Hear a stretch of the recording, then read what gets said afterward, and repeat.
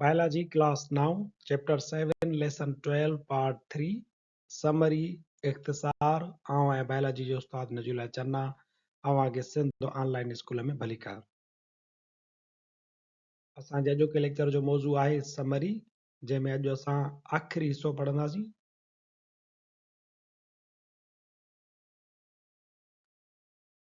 Summary आहे, lesson आहे असांजो 12हों, चैप्टर आहे असांजो 7।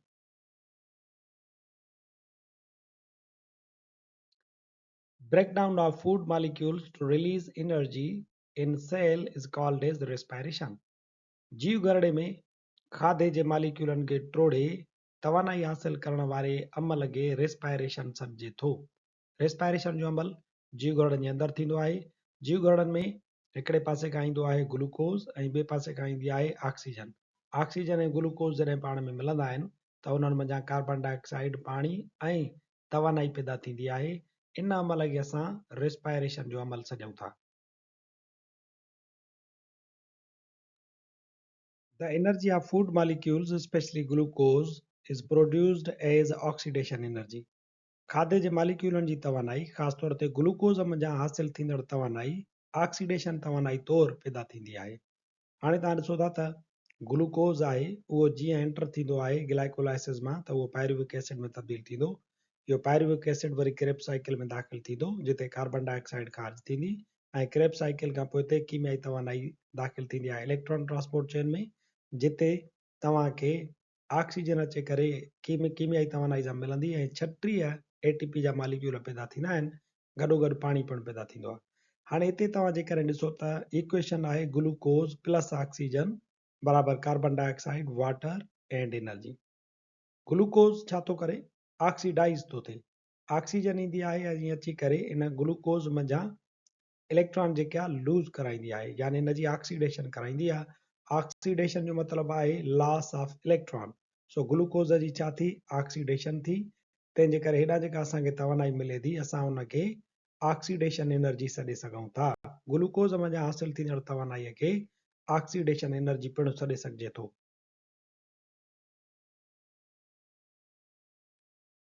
The oxidation energy is stored in ATP.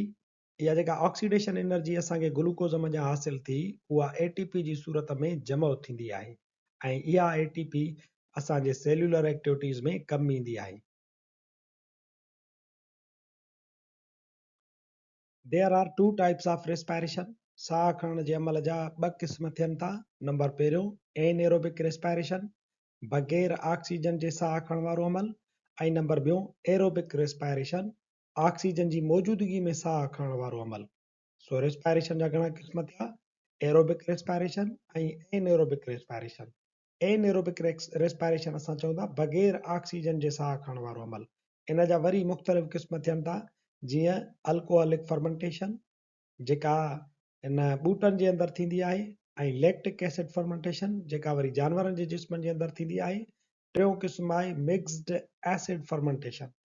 Lactic acid fermentation जानवरनि में थींदी आहे, गॾोगॾु इहा जेका आहे सो माण्हुनि मंझि पिणु थींदी आहे। ख़ासि तौर ते एथलीट्स जॾहिं तमामु घणो भॼंदा आहिनि, डुकंदा आहिनि त उहे ऑक्सीजन जे ज़रिए त साह खणण वारो अमल कंदा आहिनि, पर अंदरि तमामु घणी तवानाई जी ज़रूरत हूंदी आहे। तंहिंजे करे सिर्फ़ु एरोबिक रेस्पायरेशन जे ज़रिए उहा घुर्ज पूरी नथी थिए। तंहिंजे करे कुझु ऑर्गन्स, कुझु टिश्यूज़, कुझु जीव गरड़ा एनएरोबिक रेस्पायरेशन कंदा आहिनि, यानी बग़ैर ऑक्सीजन जे ई ग्लूकोज़ खे टोड़ींदा आहिनि ऐं उनखे लैक्टिक एसिड में बदिलाए कुझु तवानाई जो मिक़दार हासिल कंदा आहिनि। जॾहिं त एरोबिक रेस्पायरेशन में इहो थींदो आहे त ग्लूकोज़ ऑक्सीजन सां मिलंदो आहे त मुकमल तौर ते टुटंदो आहे ऐं तवानाई जो घणो मिक़दार पैदा थींदो आहे।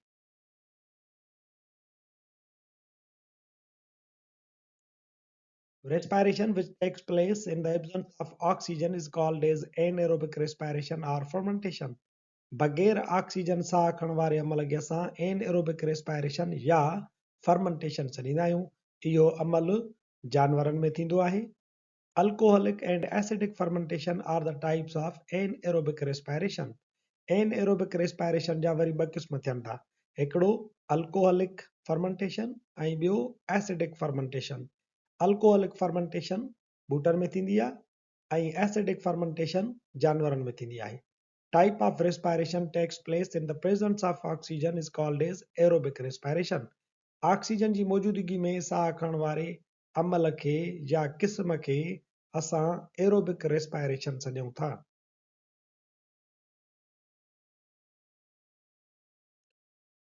Aerobic respiration occurs in 3 steps. Aerobic respiration 3 steps में थींदी आहे। नंबर पहिरियों ग्लाइकोलाइसिस, नंबर ॿियों स्टेप आहे क्रेब्स साइकिल ऐं नंबर टियों स्टेप आहे इलेक्ट्रॉन ट्रांसपोर्ट चेन। ग्लाइकोलाइसिस में तव्हां ॾिसो था त ग्लूकोज जो मॉलिक्यूल पायरुविक एसिड में तब्दील थिए थो ऐं तव्हांखे मिलंदा 2 एटीपी जा molecule.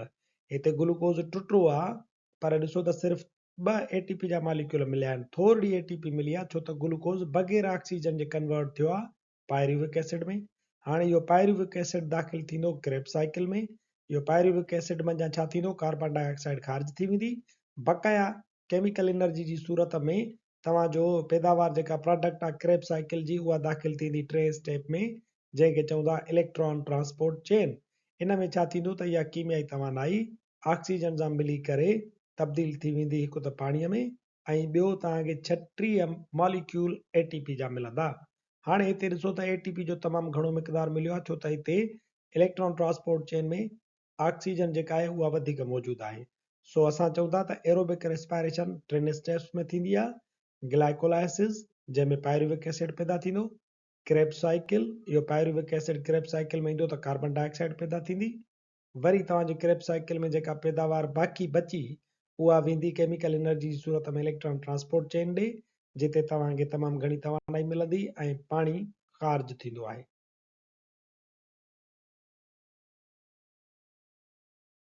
Glycolysis, where glucose converts into pyruvic acid in cytosol. Glycolysis जो अमल साइटोसोल में थींदो आहे ऐं ग्लाइकोलाइसिस जे दौरान छा थींदो आहे त ग्लूकोज पायरुविक एसिड में टुटंदो आहे। ग्लाइको मतिलबु ग्लूकोज, लाइसिस माना ग्लूकोज जो टुटणु। ग्लूकोज छा में थो टुटे, पायरुविक एसिड में। हाणे हिते ॾिसो त ग्लूकोज आहे जंहिंमें 6 कार्बन जा एटम मौजूदु हूंदा आहिनि, उहो एनर्जीअ जे ख़र्च सां तब्दील थो थिए ट्रायोज फास्फेट जे 2 मॉलिक्यूल्स में। 3 कार्बन जा एटम हिकिड़े में मौजूदु आहिनि, इहे वरी पोइ तब्दील थींदा आहिनि पायरुवेट में। इन जे दौरान एटीपी जो मिक़दार पिणु पैदा थींदो आहे।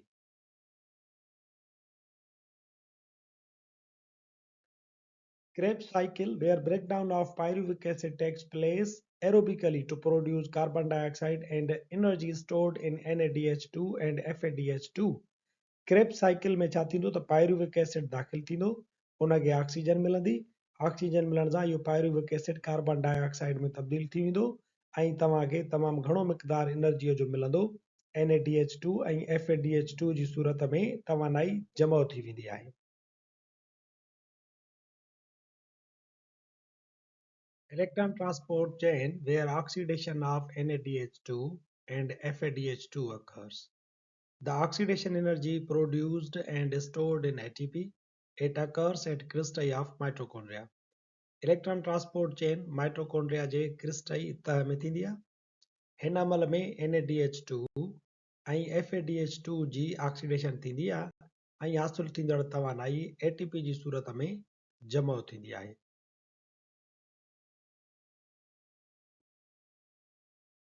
जोको लेक्चर समरी पार्ट 3 हिते पुॼाणी ते पहुचे थो। वरी हाज़िर थींदासीं नए लेक्चर सां गॾु। तेसिताईं ॾिसंदा रहो सिंध ऑनलाइन स्कूल।